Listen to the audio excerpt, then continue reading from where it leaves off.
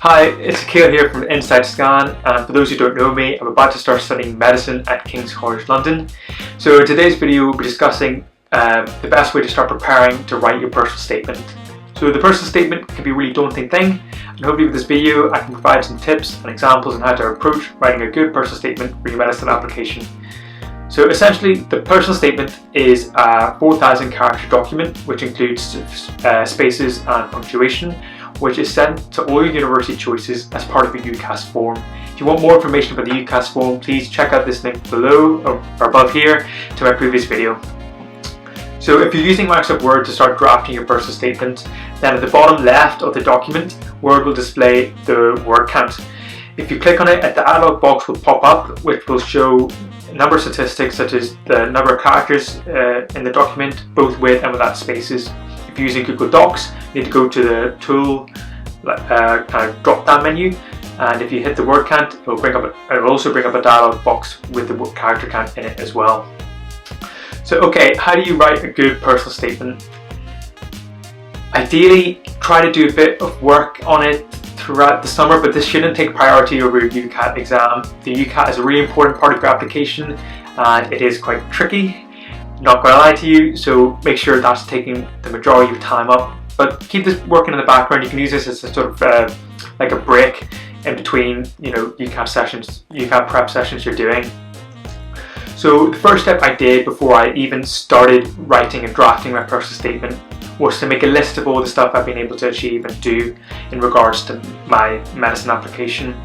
And at this stage, you don't need to worry about the order or prioritizing anything. It's just about content.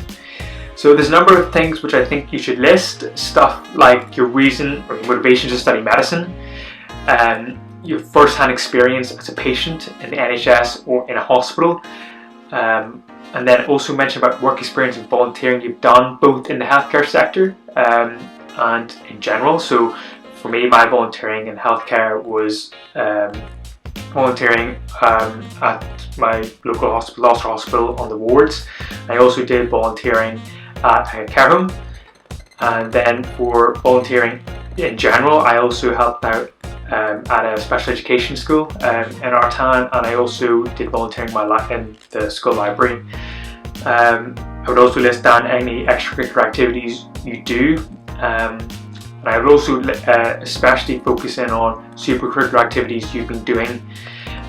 So supercurricular activities are activities you do outside school, and it's also activities you do outside syllabus which is taught in school. So for example, reading biographies of doctors, doing massive online open courses or MOOCs, watching documentaries, reading podcasts, things like that. I'd also list down any research you're interested in or have looked at which is related to medicine. And I don't mean you need to go poring over medical journals like the BMJ or Nature or anything like that.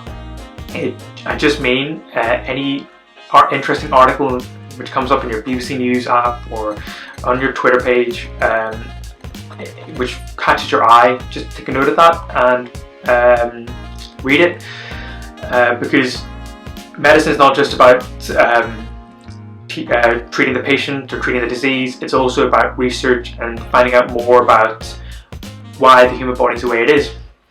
So from this list, and you've gathered all this content, from this content you can start prioritizing what you think you should mention in your personal statement. Anything you're trying to highlight, you should somehow be able to link to medicine, whether this is an extracurricular activity, you're volunteering, etc. You should be able to link that on why you want to be a doctor, why you want to go to medical school. Remember, you've already listed a fair few things you've achieved in your UCAS form, such as your Duke of Ed certificate or your music grades, so you don't need to repeat them really here. So this just concludes the first part of this personal statement series. Thank you very much for watching, and please look out for my next video where I start going into actually writing your personal statement and drafting it. So please like, share and subscribe, and thank you very much for watching.